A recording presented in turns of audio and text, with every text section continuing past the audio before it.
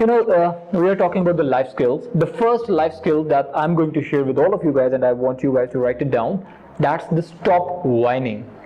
What is the meaning of the word whining? Yeah. Let me Google. Because you raised a question. Very good. Yeah, whining is whatever, like Radha had just said. Say it again, please. Yeah, it's similar, quite similar, like crying. You are all the time crying and whining. Complaining. Complaining. Stop whining. Yeah. Stop complaining. That's the first rule of the life. Not a single person in the world was born with unlimited, infinite opportunities. Remember one thing. Opportunities were there 20 years before. Opportunities are here right now. Opportunities will be there after 20 years as well. Opportunities, it's not like we always relate it with the past.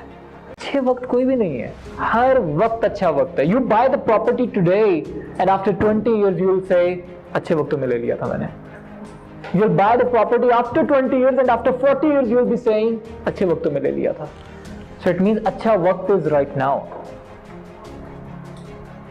Every opportunity is for you. Like, stop complaining.